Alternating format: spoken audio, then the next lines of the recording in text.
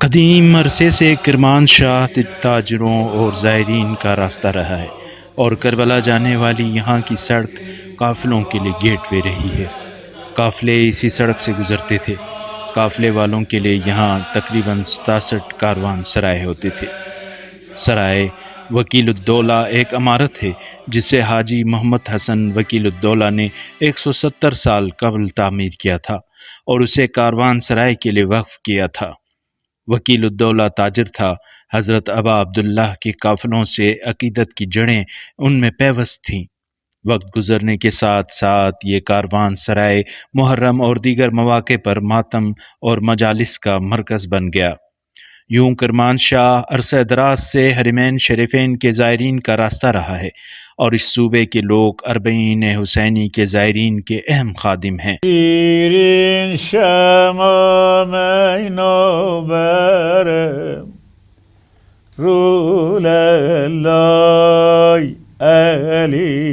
اور بہت سے بزرگان جن کے بال ان کاروان سراؤں اور زائرین ابا عبداللہ کی خدمت کرتے کرتے اب سفید ہو چکے ہیں۔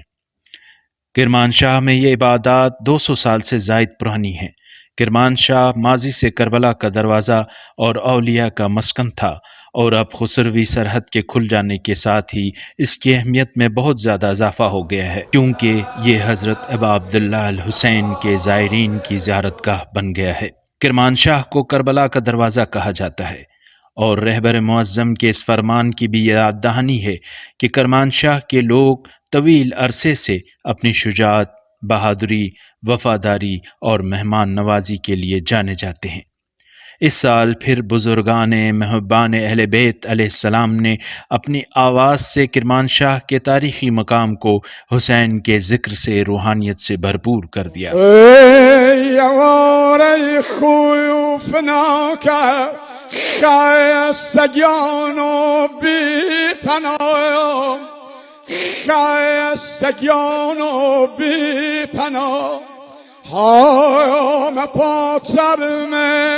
قریب و پاره پاره شش برایم پاره پاره شش برا زینب آگر و گیانه آسمانی خم و شانه رنج بیور بیو من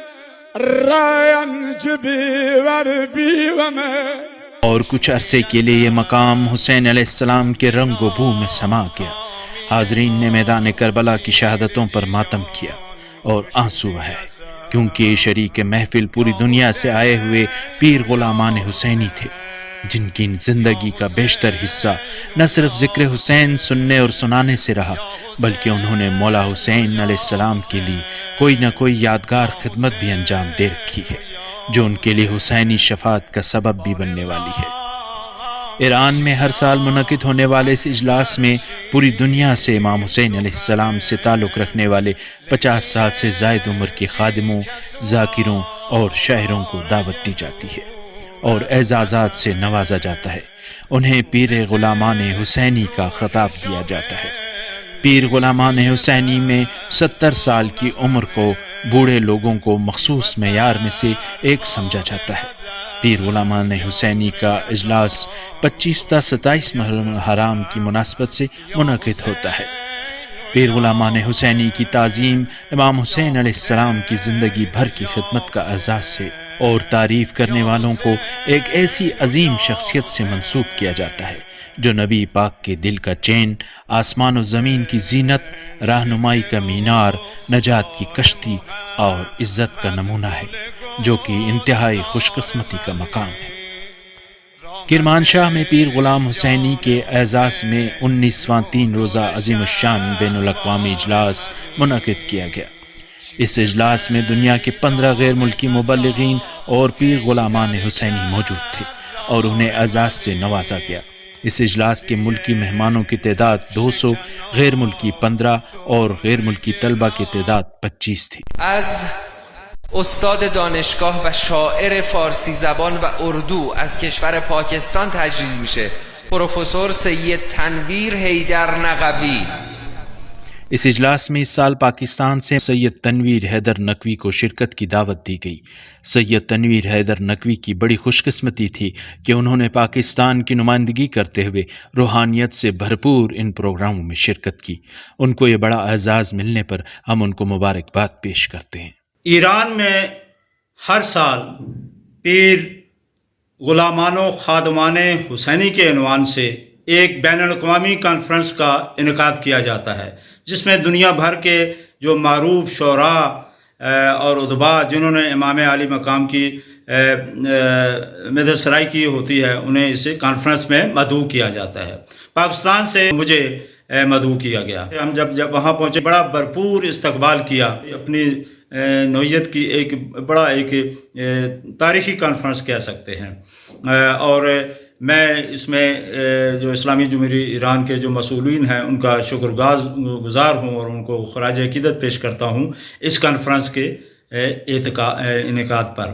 ہمیں اس کانفرنس کے علاوہ جو ہے ہمیں بہت سے مقامات پر لے جایا گیا۔ مثال کے طور پر جس طرح ہمیں حرم معصومہ قم کی زیارت کا شرف حاصل ہوا، پھر مجھے خاص طور پر امام رضا علیہ السلام کے حرم پر جانے کا بھی اتفاق ہوا اور وہاں سے فیض یاب ہوا۔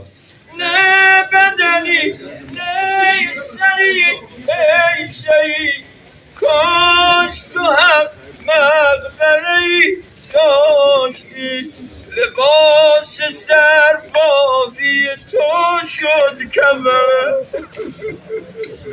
کہ ہمیں جو اعزاز کی بات ہے ہمارے لیے کہ ہمیں شہیدان مدافعان حرم کے اہل خانہ سے ہمیں ملایا گیا اور ہم ان کے گھروں میں حاضر ہوئے۔ انہوں نے بھی ہماری بڑی پذیرائی کی اور ہم ان کے حوصلے کو دیکھ کر ہم جو ہے ایک حیرت زدہ رہ گئے۔ پھر اس کے علاوہ ہمیں جو ہے تاریخی مقامات کی سیر بھی کرائی گئی اور وہ بھی ایک ہمارے علم میں اضافہ ہوا۔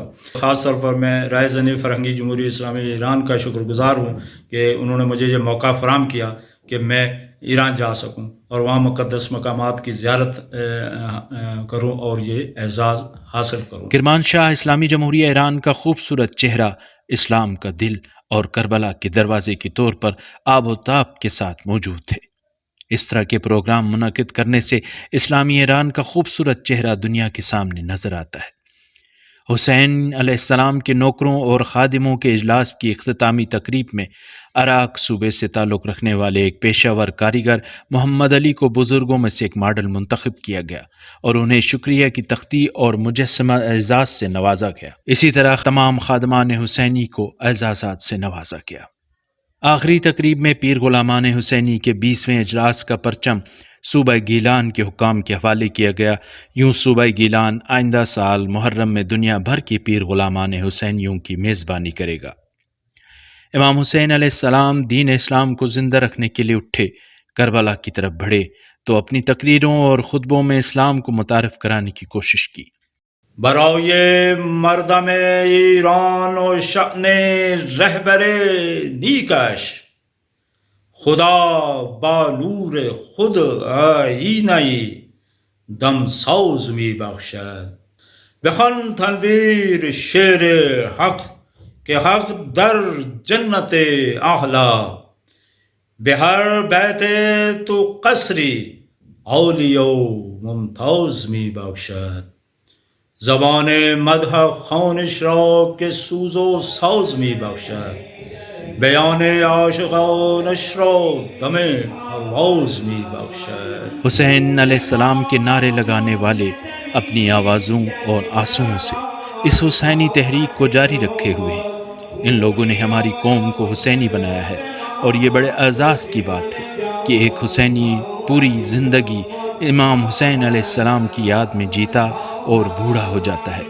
اللہ پاک سے دعا ہے کہ ہمیں غلامان حسینی کے راستے پر گامزن رکھے تاکہ موت بھی خوبصورتی سے ہمیں اپنی آغوش میں لے لے۔